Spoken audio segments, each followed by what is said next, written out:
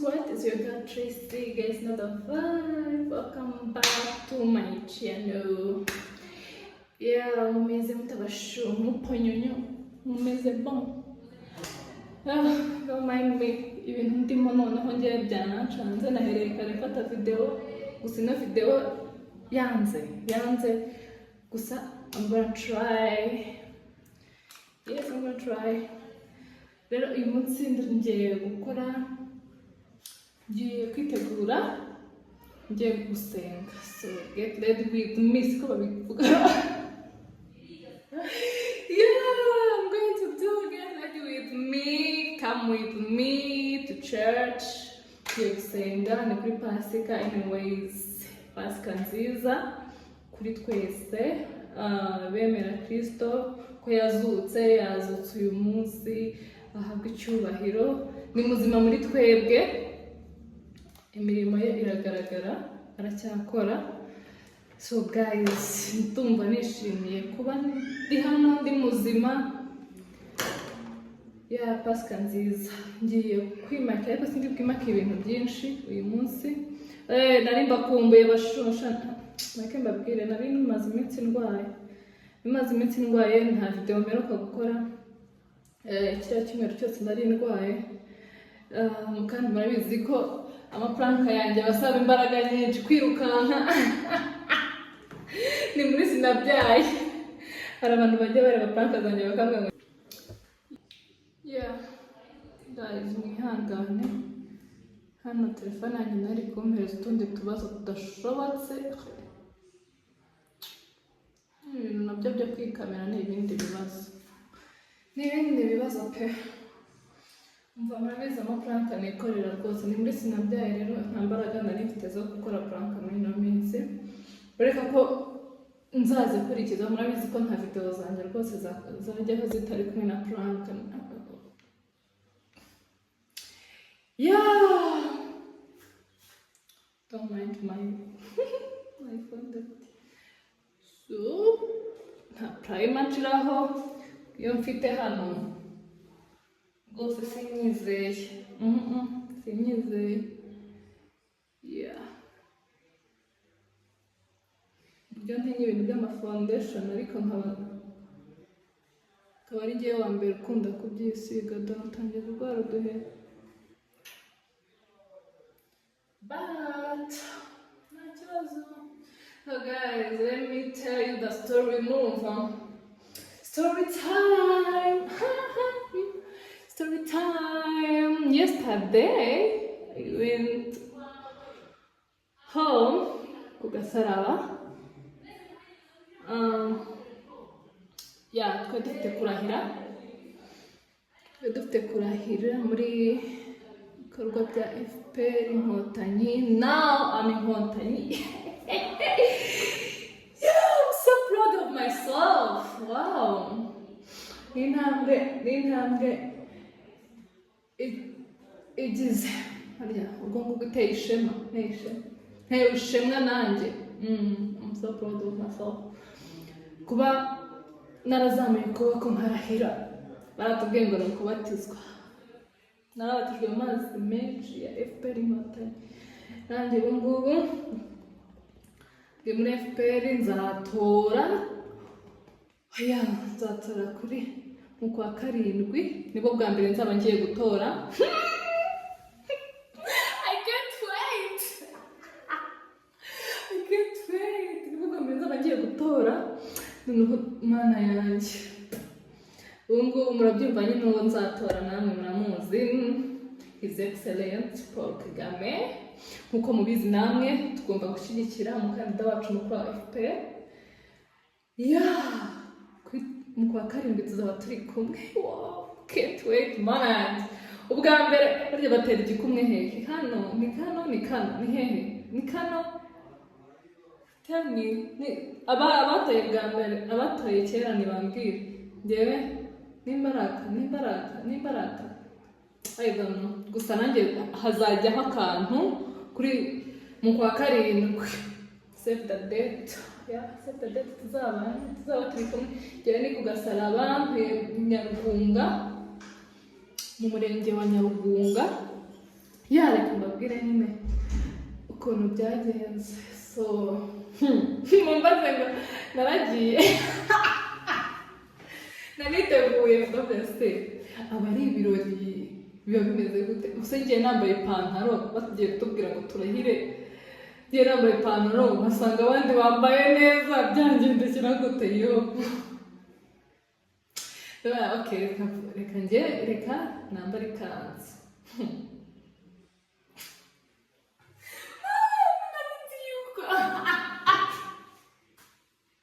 Cyangwa reka niseke ubwo mbabwiye Kentine ya nshuti yanjye duturanye, ni Kenti uriya tujya kurahira. Arambwira you girl, ntabwo urarahira. Njye nararahiye but my little sister ntabwo ararahira, so turaza kujyana tujye kurahira. Nkubitamo ikanzu, nari ngiye kwambara inkweto ndende, hafi kwambara inkweto ndende. Mani kugasaraba nyine ntabwo mba maheruka kenshi kubera ko kenshi mba ndi Kabeza. Ndavuga nti reka nkubitemo urukweto rurerure ariko nemeza abantu. Ariko nyine ngiye kugenda kubera ko nari ndwaye n'ubundi n'ubungubu ndacyarwaye ko si cyane, ubungubu nakize. Ndavuga nti nambaye inkweto ndende nagira isereri, reka nambare udukweto tugufi ariko nambare ikanzu. Nkubitamo agakanzu wagira ngo ngiye gusenga. Kiriya niba bizi yaransetse mbona nta nshuti mfite, narabemeye mwa bana ngo murasekana. Umva mba ndabyambariye nyine, ngenda nambaye ikanzu n'agasakoshi hafi aho, inkumi zose. Lipstick niko kambere nari nisize lipstick, ndaje ndongera nisige iyo nisize ejo maze kumureba. Nisiga ka lipstick ngiye kurahira umukobwa mwiza. Nuko mba ndagiye singezeyo nkura na Keri niko se mukobwa. Keri yari yambaye ipantaro, nkunda ipantaro. Keri yari yambaye ipantaro, njyewe nambaye ikanzu. Numvaga ibirori birenze. Bureka ko binarenze, sinzi impamvu babinegrije amana uzi kurahira, ariko mani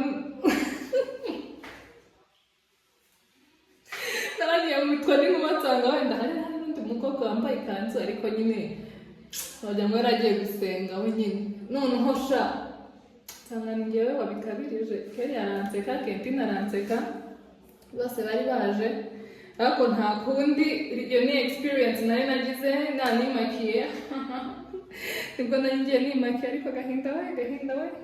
Twararahiye, numvaga byanshimishije, numvaga ari igikorwa cy'ubutwari kirenze, numvaga byishimiye nyine kubera yuko ejo bampaye message gusa nari narabigambiriye kuva kera ko nzarahira, gusa simenye ngo nzarahira ryari. Sasa bampereza message yuko ku Gasaraba hari igikorwa cyaho cyo kurahira abantuze bashyashya muri FPR. So ndabwira nanjye mbwira umuyobozi wacu, ndabwira nanjye wanyanditse, aranyandika, ariko ntabwo yari narebye itariki zazanzeho 30 z'uku wa gatatu. Gusa ntabwo nari nzi itariki z'ejo rwose. Ndavuga nti nanjye nyandika nzaza. Simbivuze gutyo, nari ndyamye nko mu ma saa 5. Mani ndebye ku intuze ku itariki mbona ni 30. Ndavuga se 30 nasomye neza kwa kane nizarya nsubirayo kureba. Nsanga ni ku wa gatandatu ejo ndyamye. Hari saa 8 natangiye kwitegura saa 6. Kuko nibwo nabibonye nahise mbyuka nirukanka.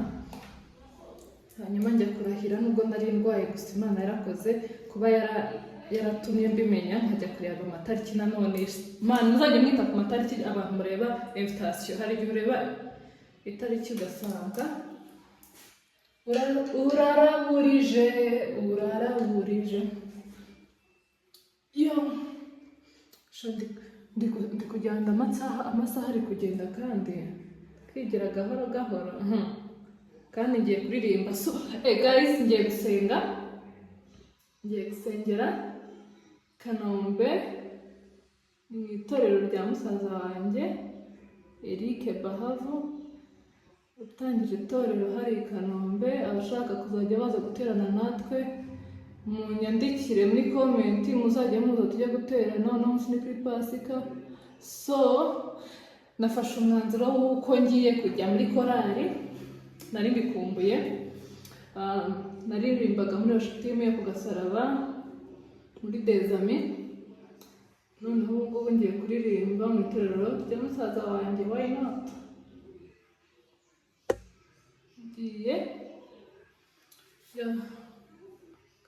ndebere hano mu itorero rya musaza wanjye kweri.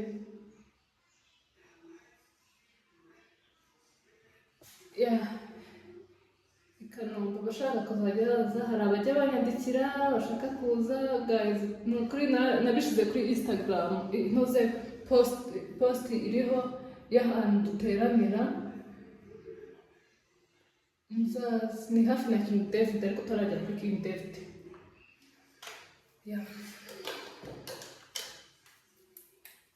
Nze tujyane. Ubu ngubu nanjye nagiye muri korali, ndi muri worship team ngiye kuririmba, ngenda nambaye ikanzu. Nabiherukaga nko muri 2019 cyangwa 2020 kuririmba.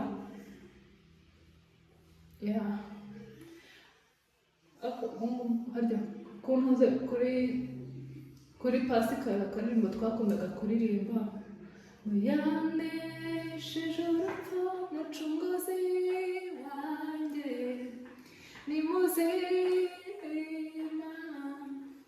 mucunguzi wanjye, ni muzima. Nyine nabirirukaga kera, mwihangane ijwi ryanjye ryaragiye, gusa ngiye kurikoraho nanone mu minsi iraza muraba mwumva. Nzaririmba nka Vestina na Dorcas. Shabari abana bazi kuririmba, mwazanyigishije abashuri. Kandi mfite inshuti ziririmba ariko ngo banyigishe se wape. Nisubire muri korali dore ibyaha byari byarabaye byinshi. Muzi ukuntu kuririmba ari sawa se. Gusa nyewe naratekerezaga kujya muri korali, Imana nareba ukuntu ibintu nirirwamo nibereye mu ntuze mu mafilime mu biki, ntabwo tuzahuza kubera yuko amasaha nta kundi kudahuza. Simvuze ngo ni imico mibi cyangwa n'ibindi bintu bibi nabaga ndimo wenda wapi, ahubwo ni amasaha. Iyo amasaha yo kujya kurepeta ibiki nkabona ntabwo turi guhuza. Gusa ndashima Imana kuba nabonye aho njya kuririmba.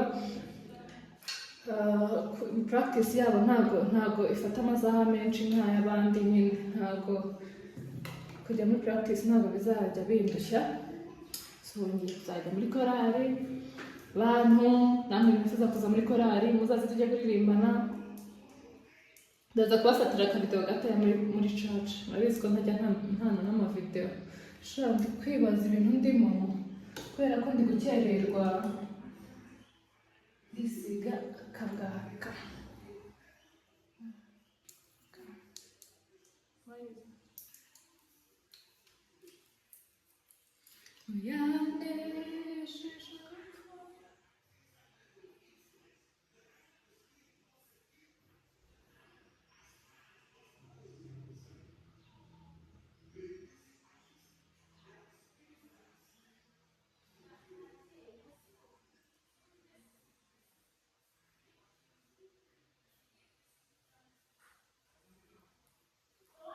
Baze ko mama muhagiye kurangiza kwitegura ndahangaha.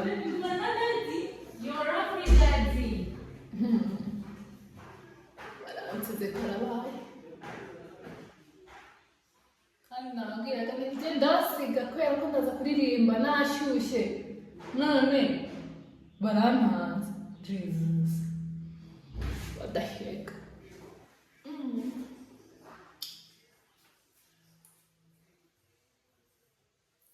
Ndumva nikunze.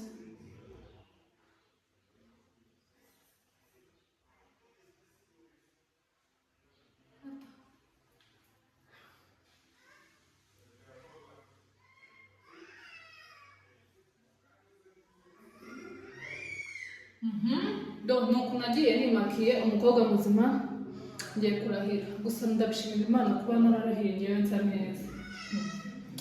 Nuko nanabibonye kuri Twitter badushize Kanombe turi mu kazi kose. isuku umutekano turakomeje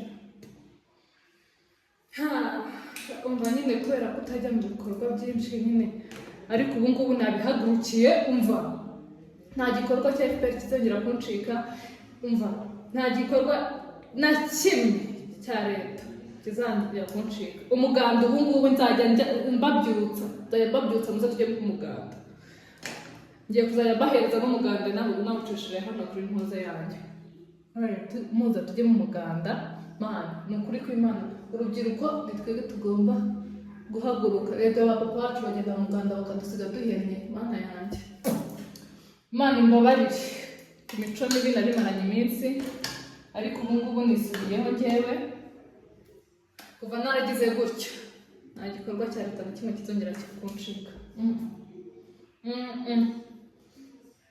ibi ntabwo ari byo twarakuze mana ntabwo tukiri abana uzi ko njye nimvaga nk'akabebe nkibagirwa imyaka mfite ko ngomba no gushaka umugabo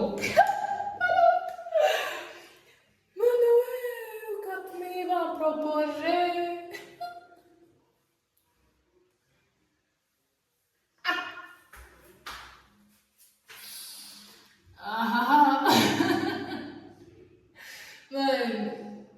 nimutegereje umusheri wanjye hari abantu bajya banyandikira kuri TikTok babona utuvideo mfata bakabona nta sheri iciraho nimumutegereje mu minsi mikeya muramubona ni icyuma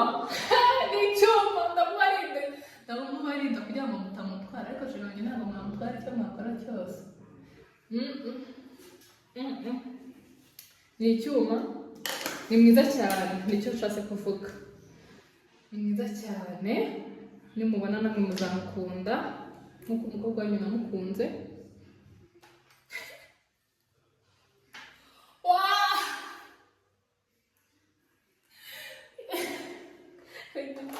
yavuga ibintu nanjye nkiseka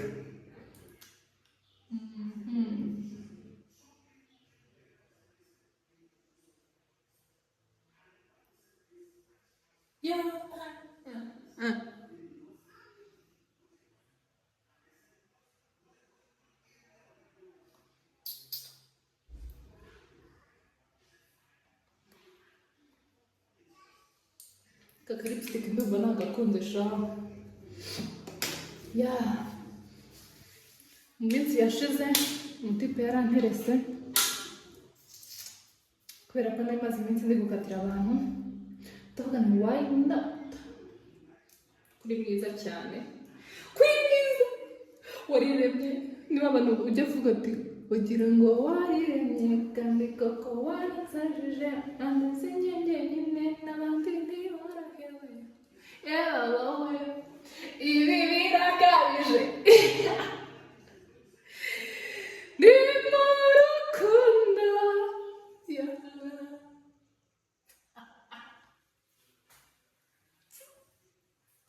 ndinjirwa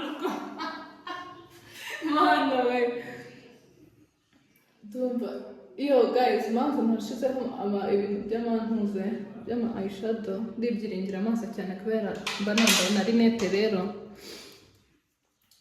nshiraho ama eyeshadow bikarangira nibyiringiye amaso ukahita ubona birapfuye kandi sinkunda no gukora full makeup buriya umuntu atayinkoreye ntabwo ngiye nafata umwanya wo kuyikorera iherena ko numva ari hirya bimeze gute ko numva uri kundya we biti byawe wowe so ndaje ndambara ikanzu ntabwo nyitambaye gutya mutavuga ngo ko wambaye amaherena utarambara imyenda nshaka kwanga kureba guys mfite igisuko hano guys mfite igisuko hano igisuko cyanjye kirasa nabi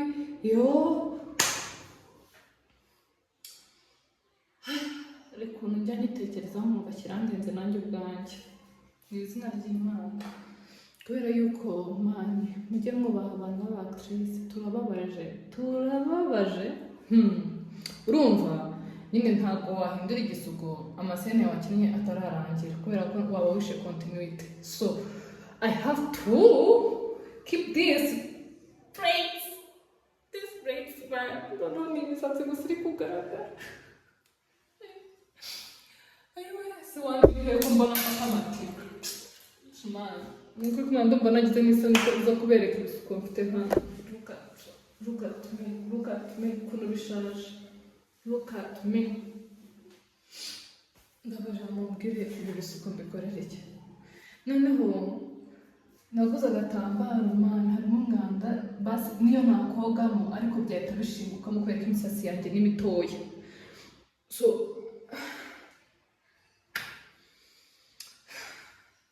bituma ntacya nikorera ibintu byanjye byose nkabona sinkeye guys, ariko nanone ntabwo byakosa gushaka eyeshadows. Zishireho it's not necessary.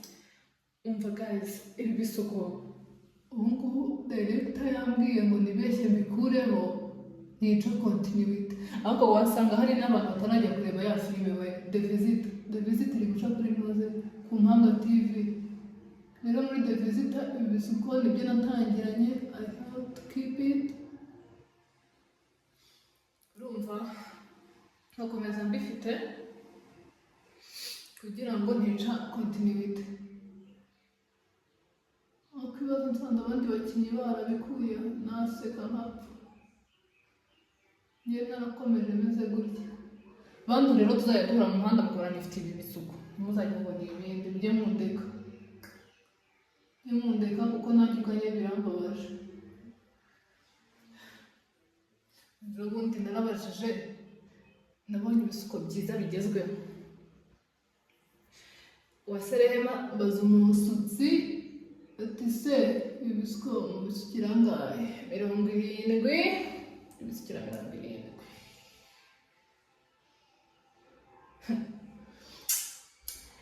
Yeah, okay. Okay. Some people baraheba. Abo ntavuze ako barambeshye. Wasanga abakobwa ngiye babonye urumva nabandikiye kuri Instagram man kucyo abantu mudufatirana uzavuge okay simuze no mustane ngo ndiki biki wape sinchatse kuvuga muri ubwo buryo guys. Umuntu arakwandikiye kuri Instagram nzajya nkoresha noneho izindi account ndebe ko ari mumbwira ari amafaranga 70,000 kuri bya bisuko nabonye we nanjye nabyisuka. Nzi gusuka pe nanjye nabyisuka gusa nyine ni byiza umuntu yabigusutse biba bisa neza gusa man barambeshye njye nzabwira undi mucuti wanjye ambariza kandi nambariza ndaza kubyisukisha n'ubundi kandi azaba ari nka 40 ndabizi ntabwo ari 70. Kubera icyo abantu muduhenda man njye kugura imyenda nicyo gituma ntagiye no kugura imyenda byo ngo ngiye mu manuze mu masoko. Njya kugura imyenda ugasanga imyenda bahise bambwira amafaranga arenza y'abandi bajya babaca. Hari umuntu wabivuze neza wajya ngo ngende umuzungu. Ngo abazungu iyo bagiye kugura ikintu ngo ku isoko ngo babongeraho 500 cyangwa bakongeraho 3,000 ukagira ngo bo ntabwo ari abantu nk'abandi. Guys, mujye mutubabare mudushemo imiyaga man ntabwo tuba dukora amafaranga arenze mujye mutureka. Urumva n'igihe wasanga ndusha n'amafaranga ureka ko nta nayo mfite ngo. So rero mujye mutubabarira rwose. Ejo bundi nikore ngiye kwigurira imyenda mana yanjye singiye muri shike imyenda ngiye nzi igiciro cyayo man umuntu twaragiye ngenda turi no kuvugana kubera ko atari yamenye ko ari njye bamushuti wongera yampaye nimero ziwe. Urumva ngezeyo ahita ambwira we ngo Tracy ngo bite ngo urampahereza aya ngaya shanga ntabwo wancika yo side eye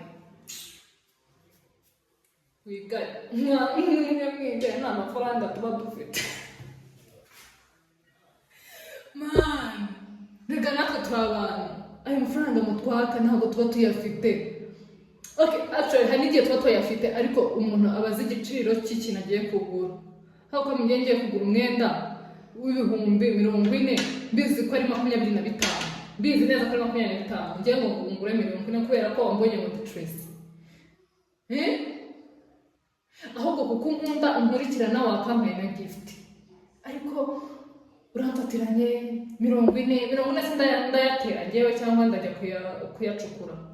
Nagiye mutubabarira sha. Singaho.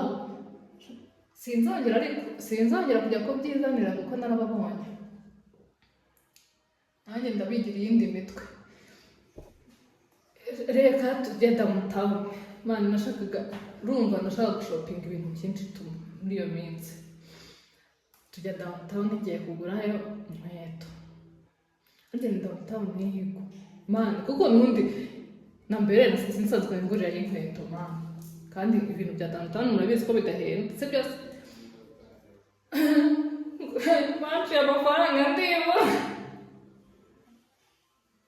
Nawe anshuti zima mwagiye mutubabarira. Why? Mwadufatirana. Why? Mundetse njye kwitegura. Sawa mwakoze tuze kubana dukomezanye tujye gusenga. Amasaha ni 9:30 dutangira mu materaniro. Ndavuze koko nuko ndavuze. 9:30 nibwo dutangira muze tubane. Ndabakunda cyane abashu. Bye. So guys,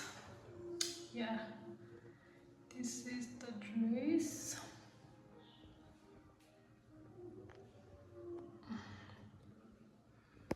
Ndagenda nambaye gutya.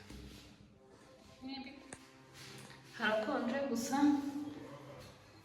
nambayeho ikote inyuma.